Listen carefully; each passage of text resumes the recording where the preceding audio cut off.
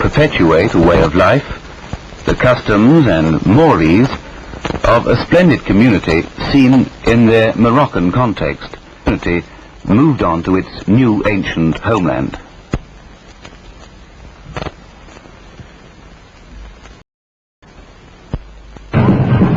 Affluence and the common lot of penury.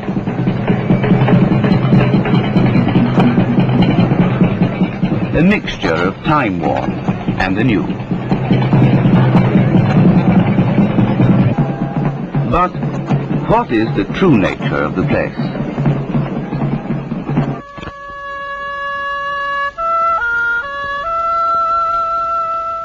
El-Maghreb El-Aqsa, the land of the furthest west, was a name given by the Islamic world to the westernmost country reached during their holy wars of conquest in the 7th century. In a country of widely varied natural features, ranging from the Atlas Mountains to the fertile coastal plain, the broad regions of virtual desert to the crowded cities, 12 million people live in an area of about 170,000 square miles. Rabat, the capital. Marrakesh, cosmopolitan Tangiers, Meknes,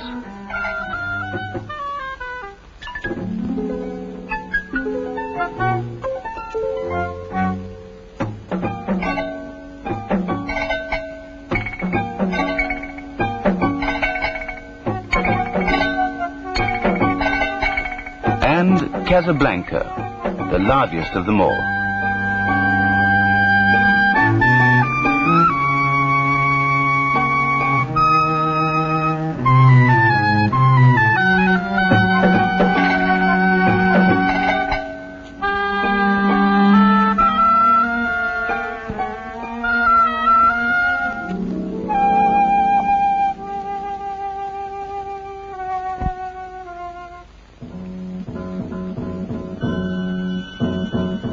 Evidence of the turbulent, eventful past intrudes on us everywhere.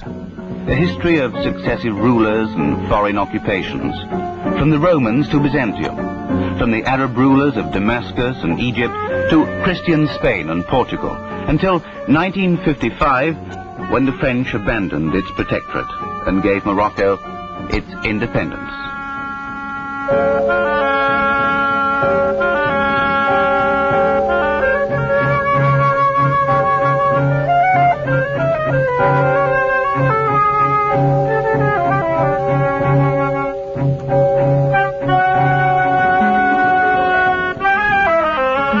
The reigning religion is Islam, and its spiritual home, the city of Fez, studded with mosques and minarets, and enhanced by the presence of 1,000 sons of the Prophet.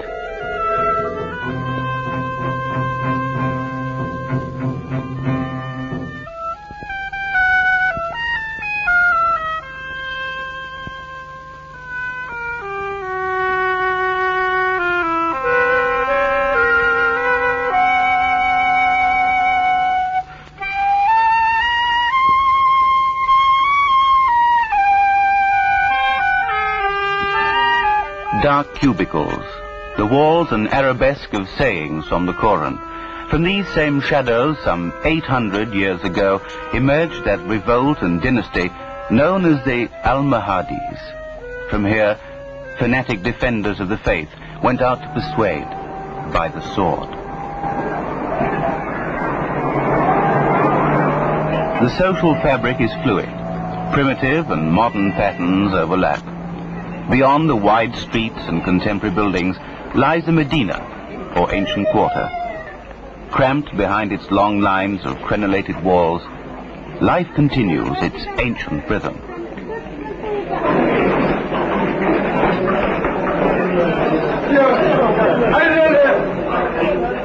The heart of the Medina of Marrakesh, with its tinsmiths and blacksmiths, dyers of wool and tanners of leather. Morocco is a country of petty trades, and its artisans ply their crafts with the tools of their grandfathers.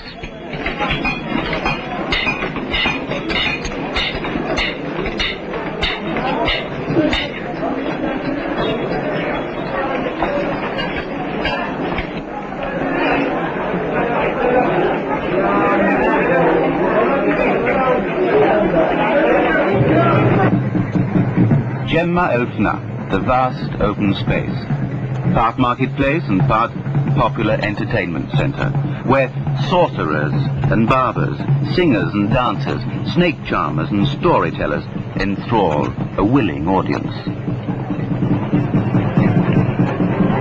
Two great seas, each with its own voice, skirt the shores of Morocco. On the north, the gentle Mediterranean, and on the west, the dynamic Atlantic shows the way to the New World.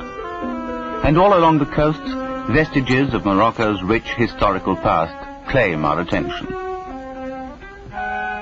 There was a time when the small fishing ports of Mogador, Agadir and Safi played an important role in trading with America and as garrisons on the sea route to southern Africa. The Portuguese and the Spaniards were once masters here, a focal point in their rich and complex mercantile empire.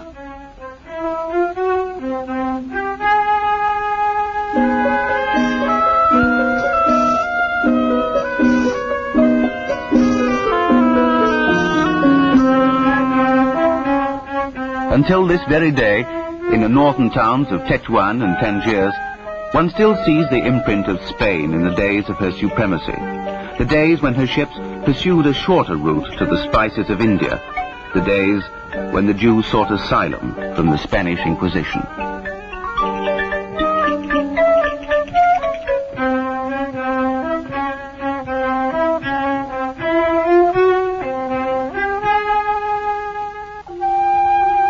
The Jews of Morocco, until recent years, some 250,000 in number, have had a long and intricate history.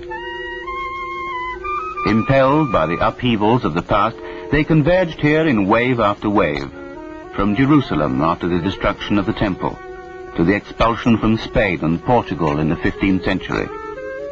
Little by little, a large and coherent community was formed, preserving its identity through historical change and political evolution, through war, abuse, and adversity. The Mellah is the Moroccan ghetto, the narrow and confined enclave of the Jews in the large cities of Islam.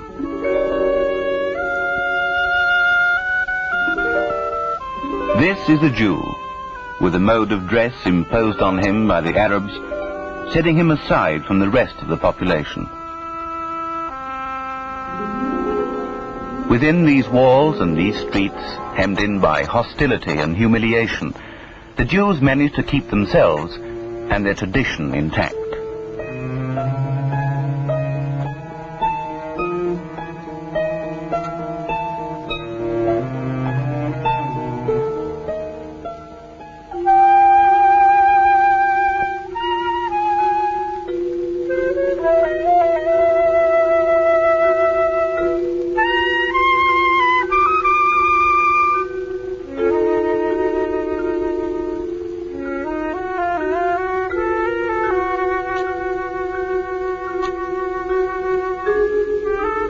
Within the confines of these courtyards, a complex pattern of life is woven.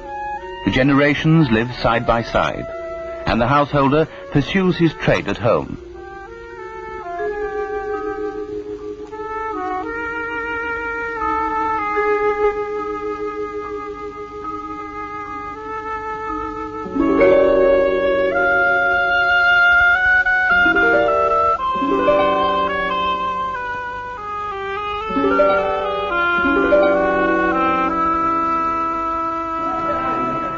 The Mellah is not merely the residential quarter.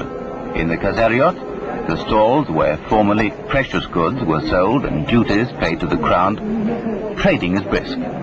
The fruit market or the meat stalls, an exotic kaleidoscope of color and cadence, of mediation and bargain, of buying and selling.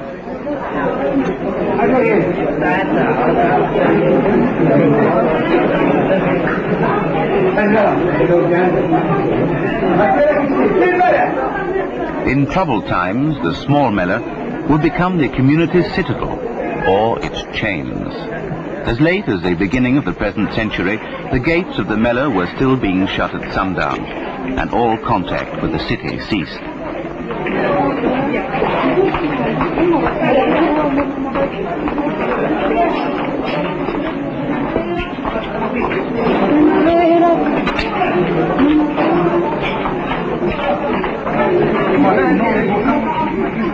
Most of the Jews of Morocco live by trading on their skills.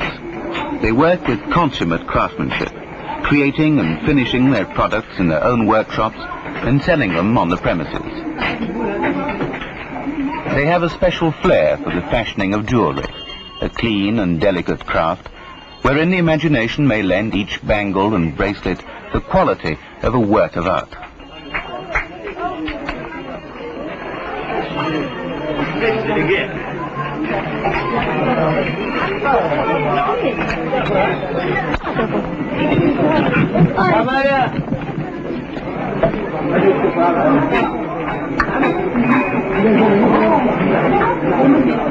As everywhere, we find the Jews in the free professions. But there are the more robust skills as well. Here we have an artisan who looks as if he might have stepped out of the pages of the Mishnah, as the legendary Rabbi Johanan the cobbler.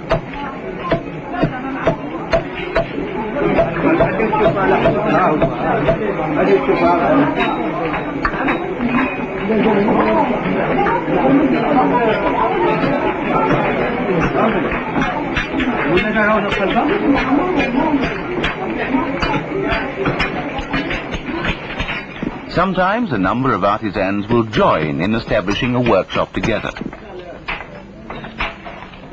They will make lamps,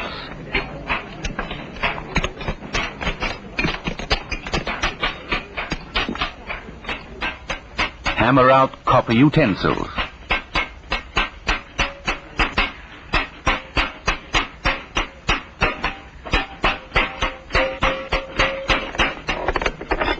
or carve, chisel, or fret away at wood, as this craftsman is doing.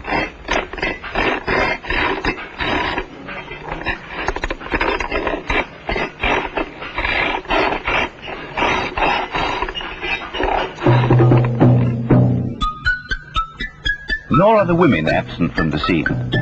They have their niche in this working world, especially the very young and those who are still unmarried. For there is still no law against child labor here. While their brothers are poring over their books, the girls learn to guide their fingers through the loom as dexterously as through the strings of a harp.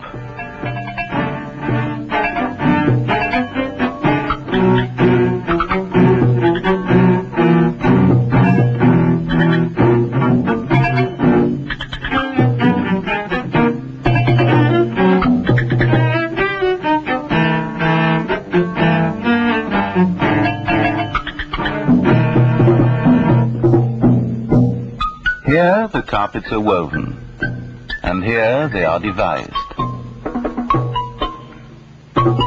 Here they are produced, and here they are sold. Carpets are sold in the manner of the East, leisurely and lovingly, and with infinite patience.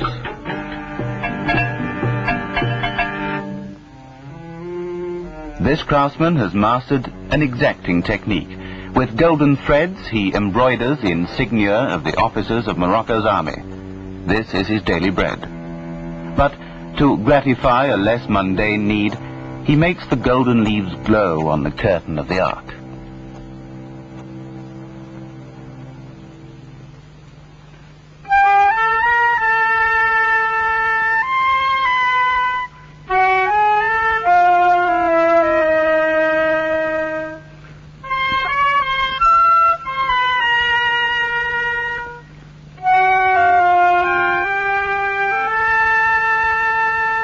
We came across members of the Hasidic sect, Chabad, who had come as volunteers from the United States to set up yeshivot and workshops where they hoped to train and enlighten the youth in the spirit of their teachings. These schools combine religious studies and work. In this workshop for religious objects, youngsters become expert in the making of phylacteries, learning to master all the stages of this intricate and subtle work.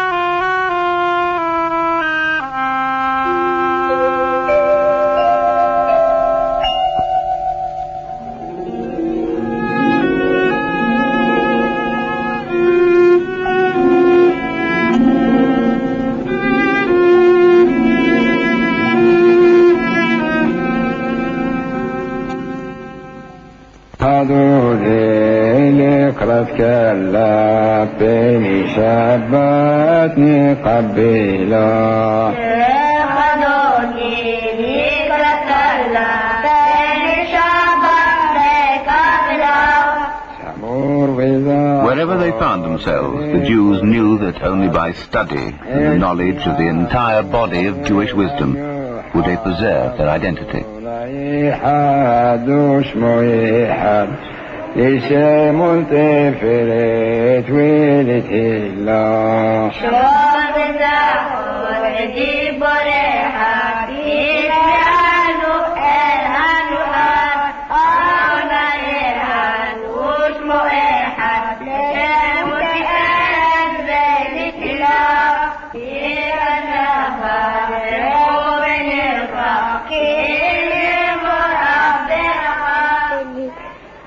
Learning has a beginning, but no end. For according to tradition, the Torah has no bottom. This spirit of study will accompany these children to the end of their lives.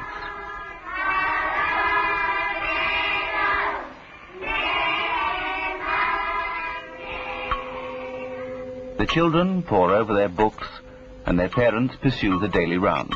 But those who are less fortunate and cannot earn their keep receive food parcels sent by the joint.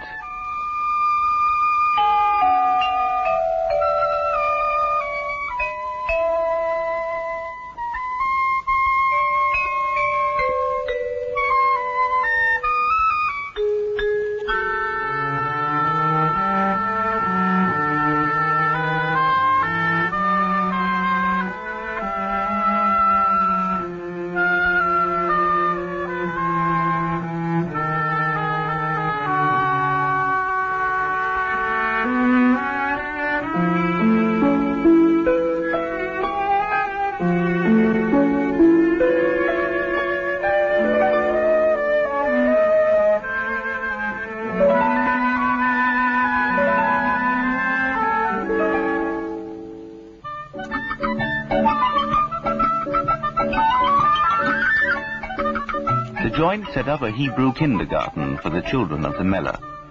In an atmosphere of quite another kind, the children are drawn away from wandering listlessly about the narrow streets. Here, in their own realm, they feel like masters in their own home.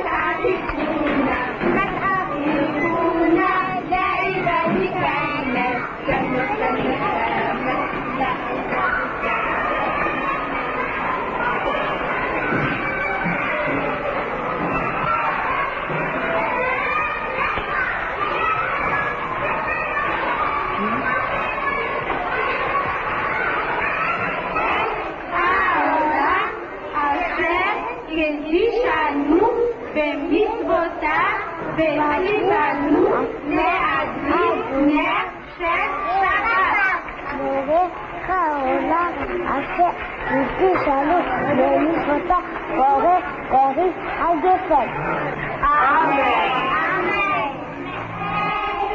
מלך העולם המות להם מן הארץ. While the children are getting ready to greet the Sabbath, their mothers are preparing for the festive meal. Carrying the shrina, the traditional Sabbath dish, to the central ovens.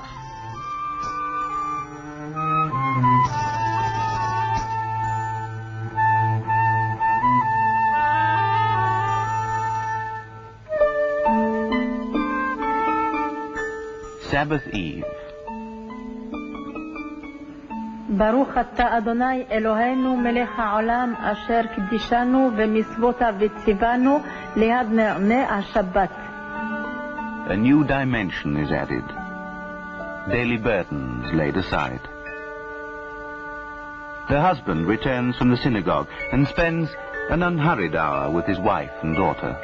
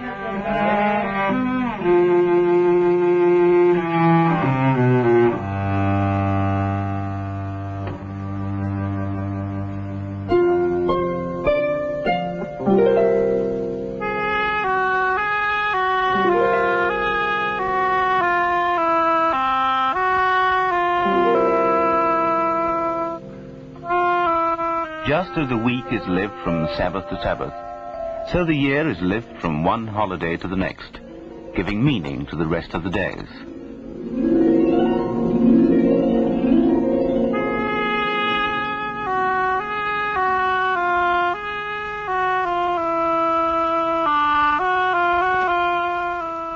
New Year in the Jewish street.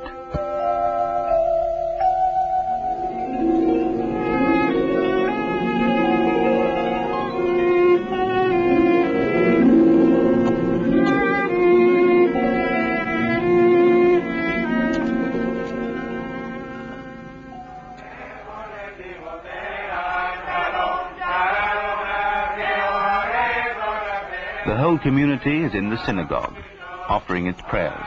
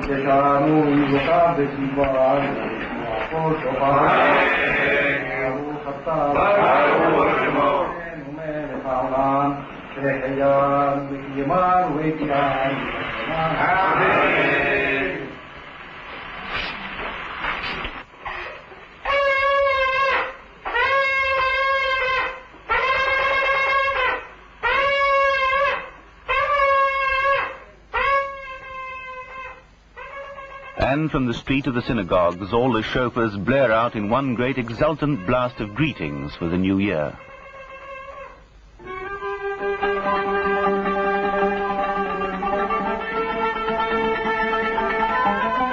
There are other joys in the streets of the Mellah, joys steeped in traditional color. Here we have the henna ceremony, which is held within the intimate circle of the family some days before the wedding, signifying the bride's and bridegroom's approval of the betrothal. The bride is clad in the inherited dress known as the jalkita, the custom handed down from the golden era of the Jews in Spain.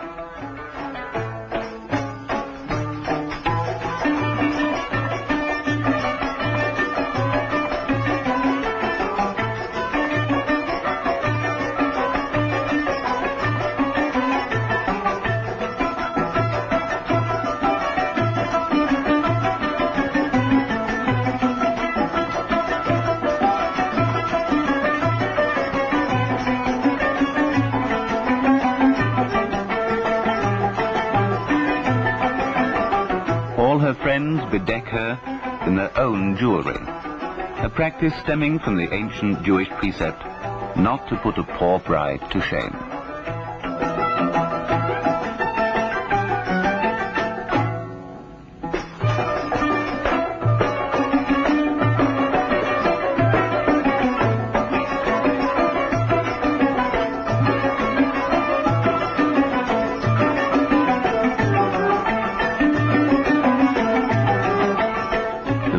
Is then led to the prospective bridegroom.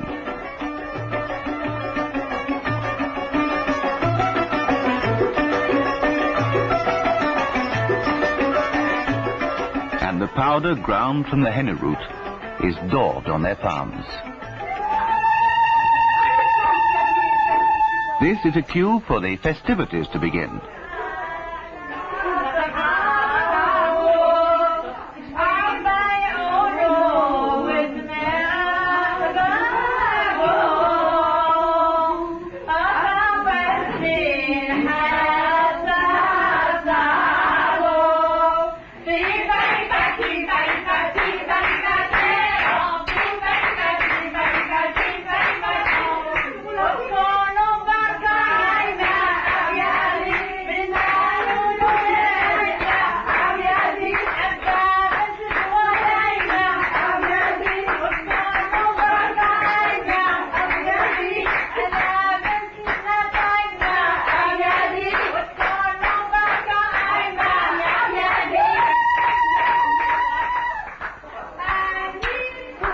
Purim is a time for fun and frivolity.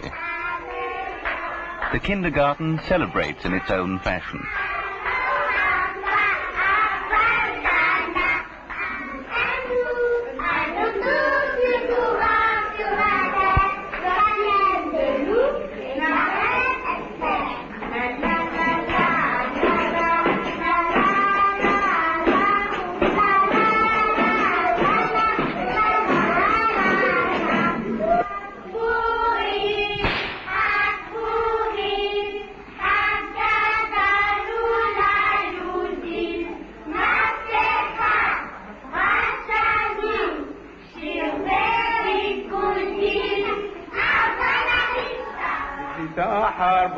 At school, the Megillah of Esther is learned by rote, and its meaning expounded.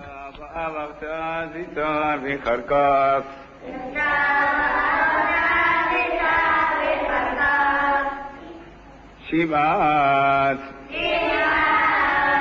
Saring Parasumadai Ro'e Pene Amelech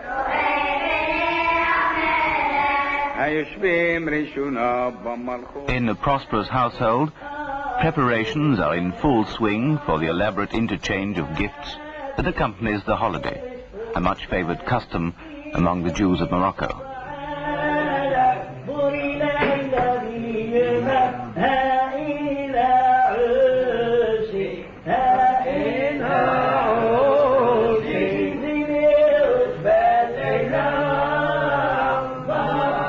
The crowning event of the feast, the reading of the book of Esther in the synagogue.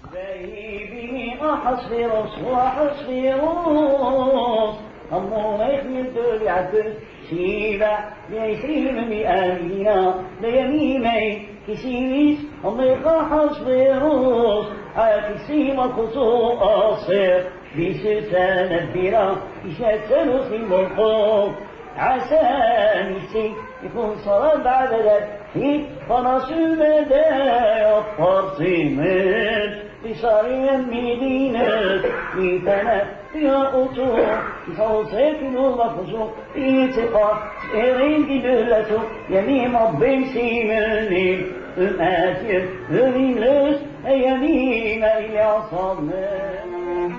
The Jews of the Mela are pious in their ways, devoted to their holy days and observant in their fasts. But the graves of the fathers are accorded special reverence.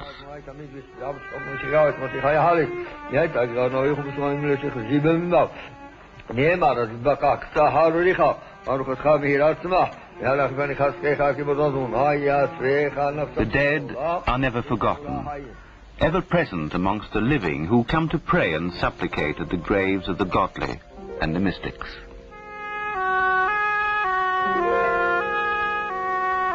ويا أخنامين تمسين زميقون بناس لدم مساق ما يفقتبنا مرض وخزر الرابع نيغيل بني لم يقرح زخامات بسم السيمن توحد الزواح زخن كثير بمسيح كوين روحك ميت نحن لكن عني تفيرة عالمة هذه نيلة ويسحب يا أبو سلم يلقى مسكي بتام وليخ لحقوب خلال السلح وتخيني رسول مرامي. With a terrible awe and devotion, they lean over the ancient stones, murmuring passages from the Psalms, seeking communion with other worlds.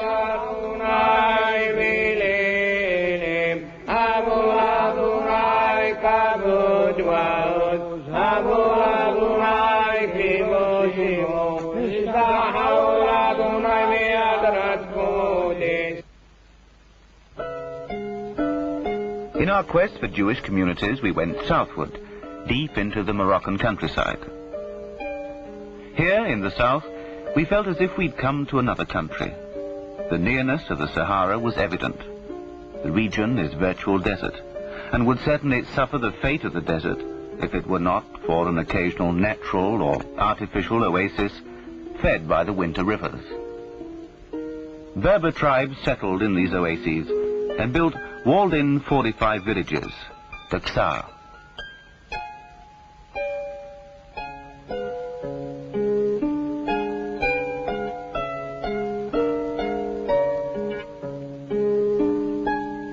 Narrow, winding streets within, and carefully tended, intensively cultivated fields without. Water is life here. The most primitive means are used to draw water.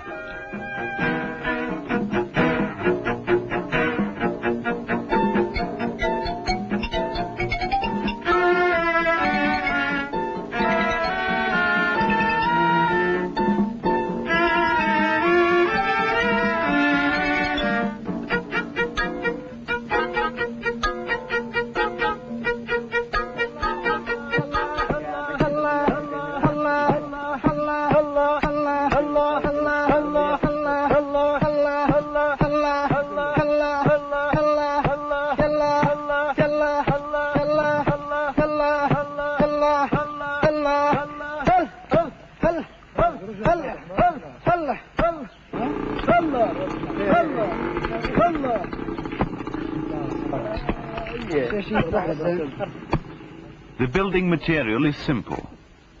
Earth mixed with straw and a bit of water, packed down tightly. And the wall rises before one's eyes.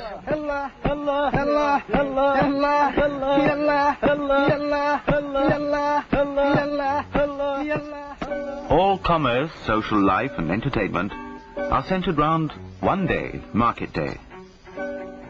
At dawn, they're already on their way, singly or in groups, by foot or riding on beasts of burden, laden down with goods or empty-handed.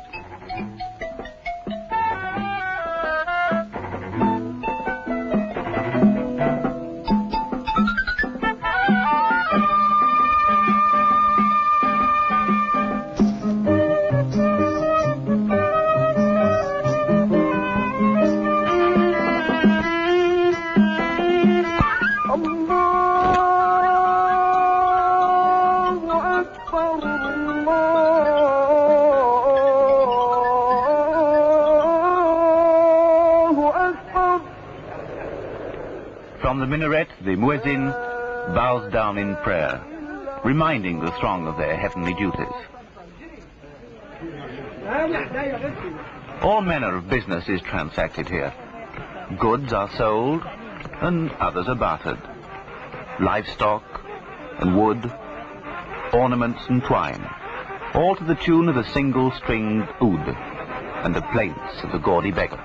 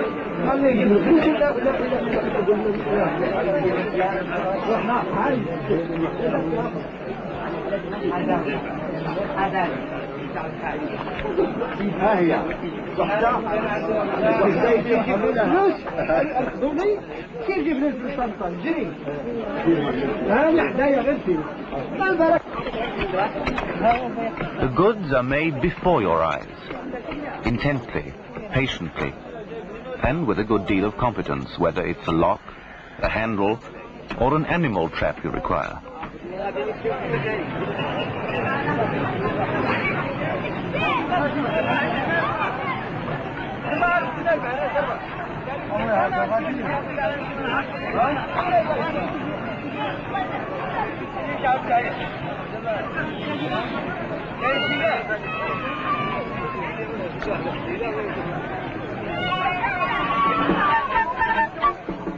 And here are the Jews, artisans and dealers in stuffs and cloth.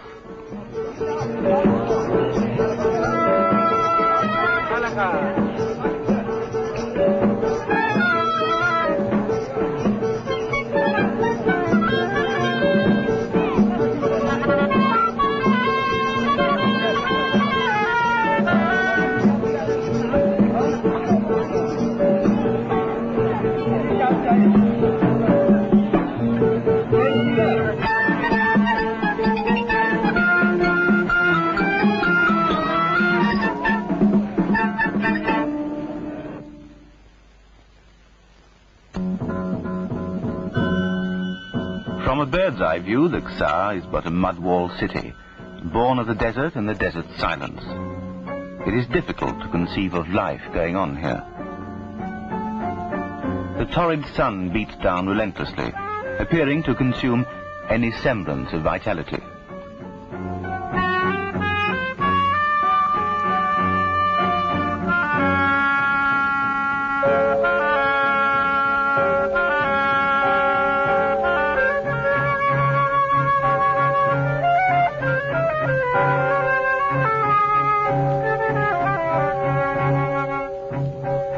But within the walls of the Mellah, we met the Jews of the south, the Jews of Ouarzazate, Tinariya, and those of Erfoud and Risani, a keen and lively clan of all ages.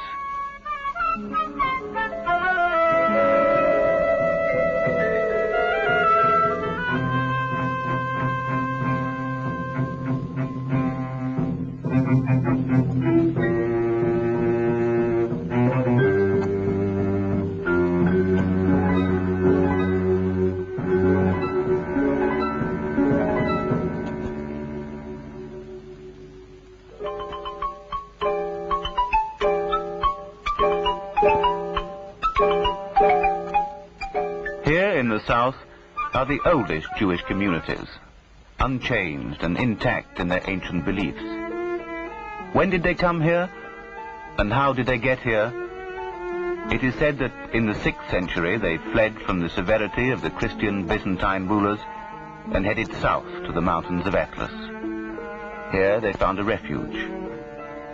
The Berber tribe received them cordially, and they settled here in the heart of the desert Ksars.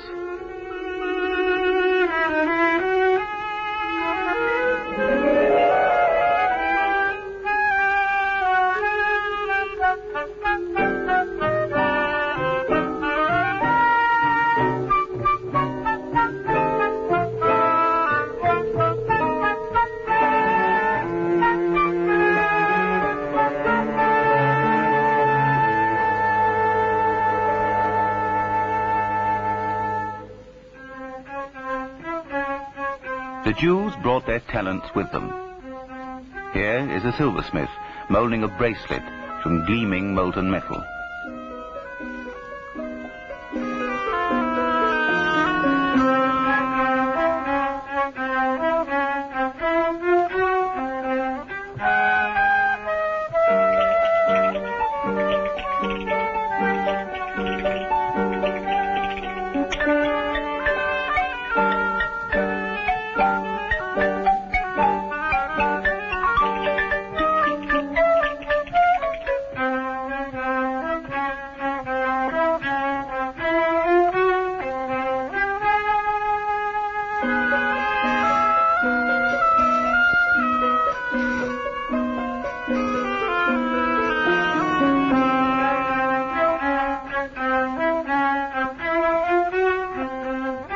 We came here on the eve of the 9th day of Av, in the midst of preparations for the last meal before the fast marking the destruction of the temple in Jerusalem.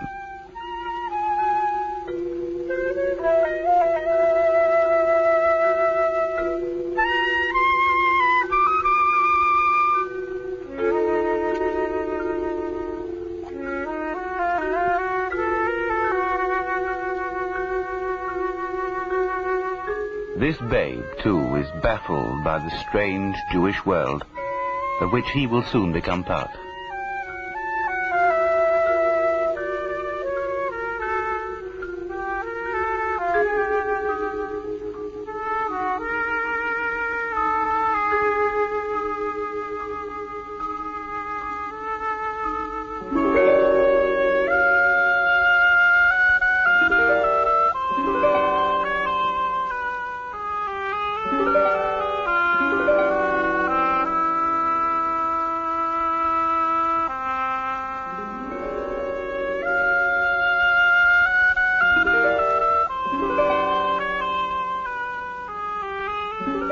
The men dine alone, the ritual of washing the hands and breaking the bread.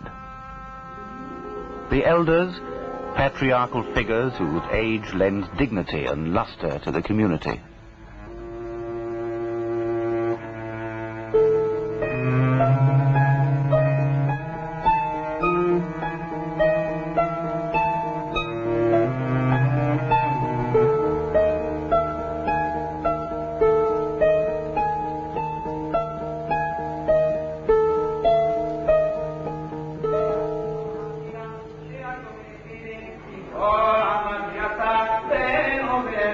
In the synagogue, still lamenting the loss of the temple, they relive the terrible day.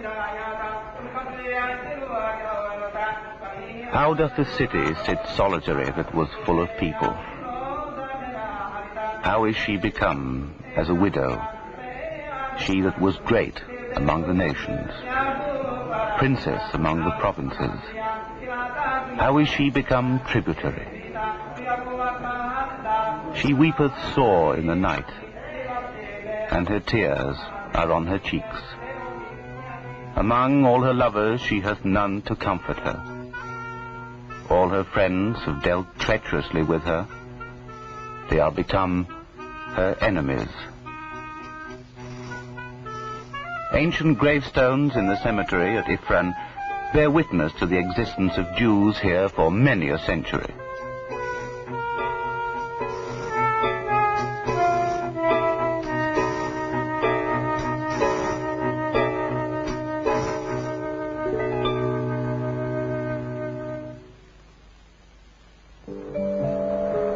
Throughout this long span, the Jews of North Africa continue to make their way to the Holy Land. They came throughout the ages. In recent years, when immigration from all over the diaspora multiplied, their numbers increased as well. With the establishment of the State of Israel and the opening of its gates, masses came, until the law imposed its iron will.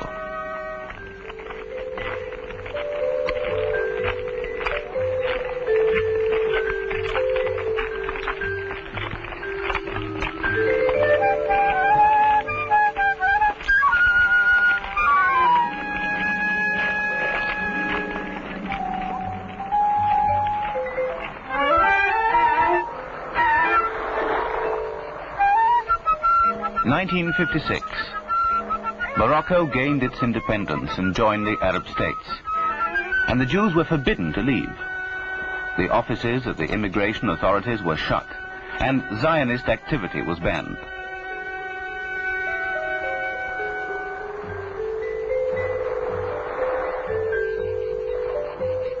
Unseen forces continued to guide the youth, however. News from Israel still reached every community, large and small, near or afar, and despair was kept at bay.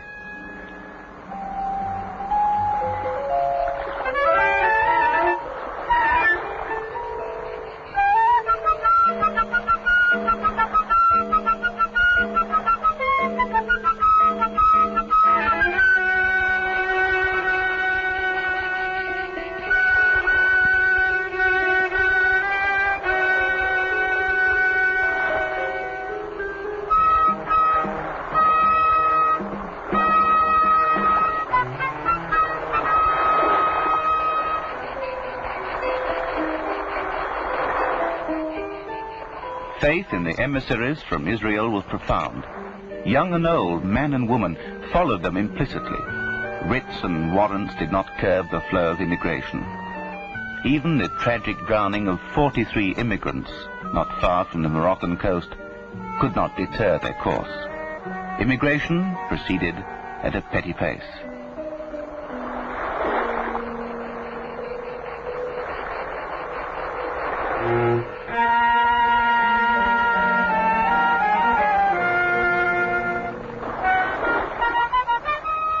In the course of time, their struggle bore fruit, giving a new turn to the lives of the Jews of Morocco. In 1961, news of emigration possibilities reached the Jewish communities.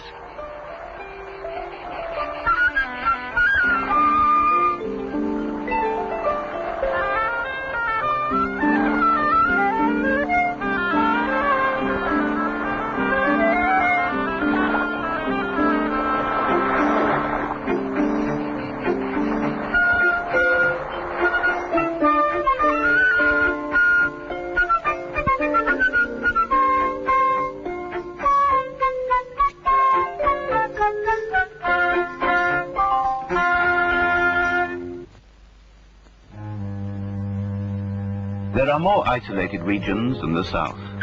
The towering, snow-peaked Atlas Mountains, whose slopes are the home of the Berber tribes. Aguim, Tabia, Tahisant. Even in these remote villages, Jews are to be found. Small congregations and isolated families who have kept a particular essence of their own. Life has another resonance here. The Jews are part of the landscape and the working pattern. For not only do they have the same capacity for the crafts that their brothers in the Mellah have, they also work in the fields, ploughing and sowing and harvesting.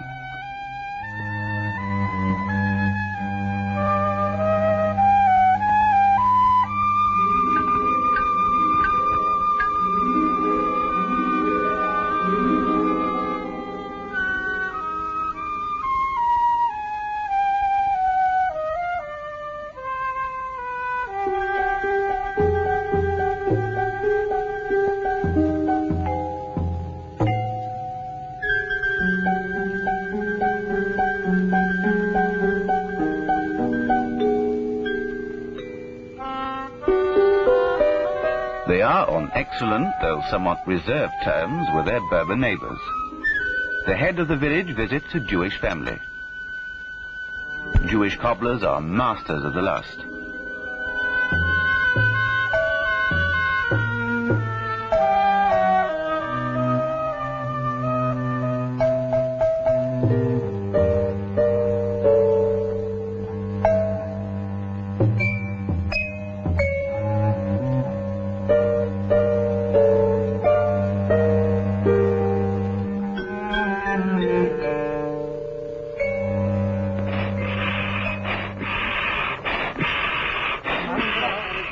Hospitality is another attribute handed down from the days of the patriarchs, measured here in cups of Moroccan tea, fragrant mint tea, كل عام كيف هذا عام جاد ها؟ كان عام جاد بركة شويش هذا عام ناقص الحال شوي الزراعة كاين لا حال البرد شوي شكون دابا تقول في وقت ساعات باقي شي 4 الناس و5 6 وباقي جوج في الصور هنا قريبين جوج الناس اما كيبان لي حنا سبقنا المسلمين لهاد البلاد مسلمين ايه لا حنا ظاهر من الميعاد حنا غير كنمشيو تنفهموا من المعارج ديالنا فهمتي كبار ولا تمشي لموضوع اخرين كبار ولا موضوع اخرين كبار قدام بزاف اليهود قدام هنا الحربان زايد سنين تجلعوا الناس ايت اسرائيل تسموا ايت اسرائيل تنقولوا لهم ايت اسرائيل ايت اسرائيل وهنا حدانا عاود تنقولوا لهم ايت قليله thirstily absorbing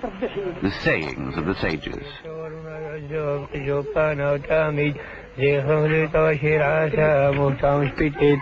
السلام عليكم. عليكم السلام. تبوا برخاء. هشي مش مريوش خذ قلب ربنا جخال مثل القيامة كل قوم خذ بين مشيخ بعده نجد بعز من على برحمة خير رسول المرامين. Through study and prayer, longing for Zion has become a subconscious part of their lives. Hence, the officials were not surprised to find the Jews prepared to leave everything behind and go to the land of Israel.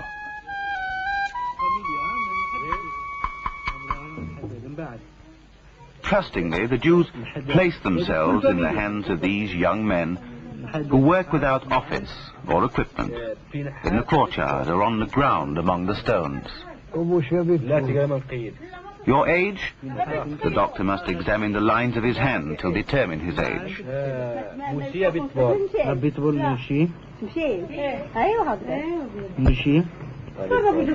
شوعات تزمان كيفاش اسمها كيفاش اسم الراجل هذا هي تزمان هاك واحد يمشي قال لك لا وين ورا لا نمشيو غير ما تسخناش هناك معاهم فاينو لا تيجي من السوق هو دابا يجيك قال باش يجيك ايش تحب تعمل لي Photographs are taken on the spot. For many, the first of its kind. There are new ways to learn, and perhaps a new personality to discover. اللي جات الساعة ما جاتش يشوفوها الترابي يحرطوا كل شيء عملوا تبارك الله ولا يعطيوك مضرب باش تحرط انت تحرط. The great day has arrived. Going to take their leave of those who are left behind.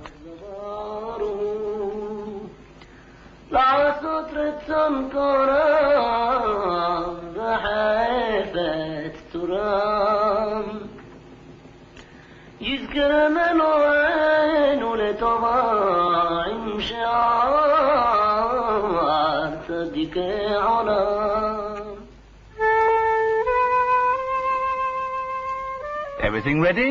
Ready. Everything clear? Clear. Then let's get on with it.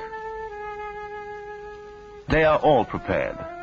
They've left their huts. They're waiting. Religious objects call for special treatment.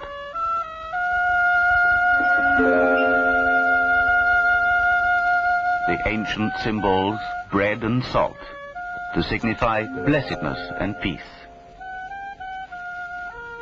The mezuzah, the mark which set aside a Jewish house from others, is wrenched out of the framework of the door of the synagogue.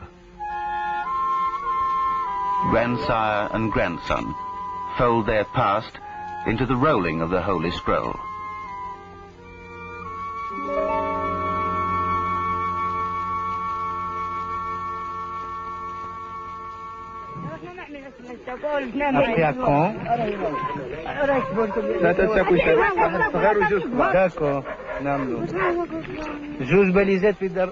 Last-minute arrangements, signing receipts and marking luggage. They give themselves over to the young strangers with childlike faith.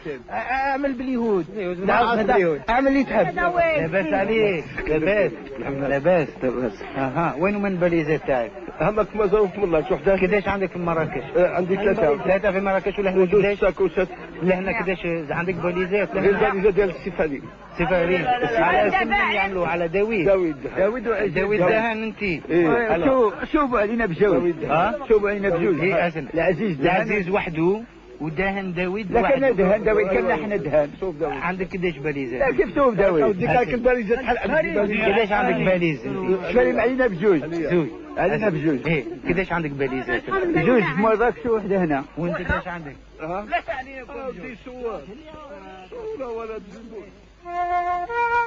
A true exodus, set in motion by their deep faith and a need to bring to life the vision of their fathers and their own longing.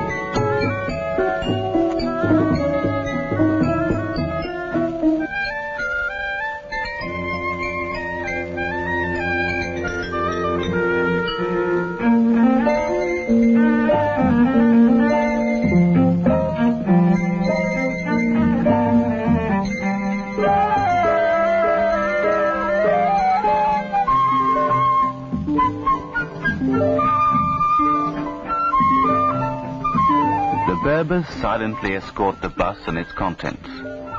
Where are the Jews going?